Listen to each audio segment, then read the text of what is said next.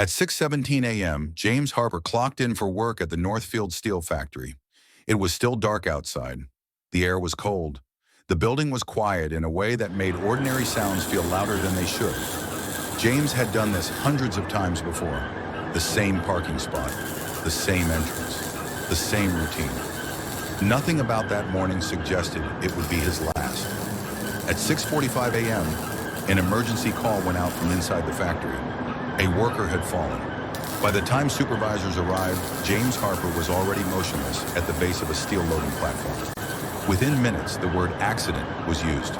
And once that word was written down, the case was never the same again.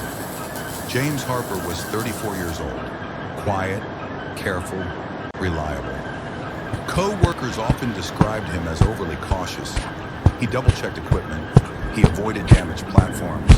He reported safety issues when others stayed silent. At home, James lived a predictable life. Breakfast with his sister, bills paid on time, plans for the future. He talked about saving for a house, maybe starting a small repair business one day. He wasn't reckless, he wasn't careless, and he wasn't the kind of man who took unnecessary risks at work, which is why his death didn't make sense. The official timeline was simple. James arrived at 6:17 a.m. At 6:45 a.m., he fell. But there was a problem. There was a 13-minute window where James's movements were unclear. Security logs showed badge activity nearby. Machinery sensors recorded movement on the platform. 2 workers later admitted they heard raised voices that morning. None of that appeared in the initial report. In factories like Northfield, speaking up can cost you your job. And sometimes, silence feels safer than the truth. James's sister visited the site where he fell. Something stood out immediately. The platform was dry, no oil, no water, no loose material.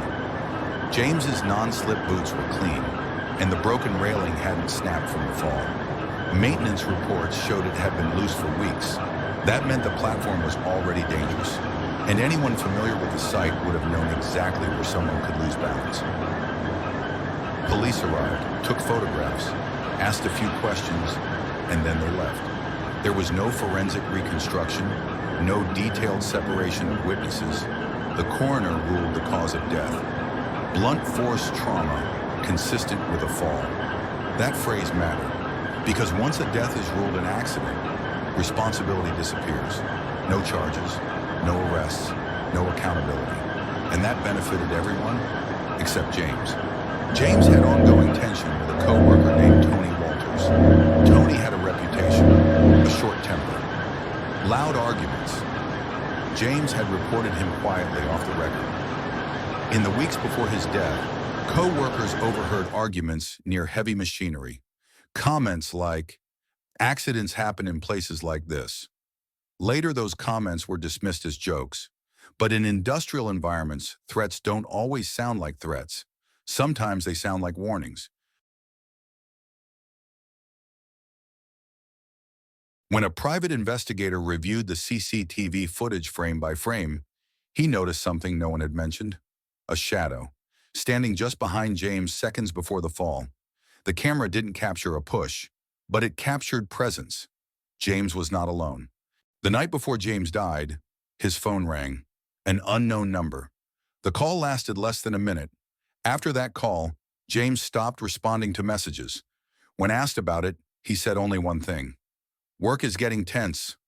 Fear doesn't always scream. Sometimes it whispers.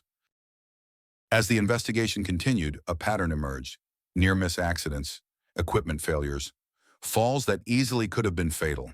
None were fully investigated. It was as if danger had been normalized, tested, practiced. James wasn't the first warning sign. He was the last one ignored. Years later, the ruling still stands. Accident. The factory still operates. Tony still works industrial jobs. And James's sister still searches for answers. When a murder is ruled an accident, it doesn't erase the crime. It teaches people how to hide one. If stories like this matter to you, support this channel. Like the video. Subscribe for more true crime stories that refuse easy answers.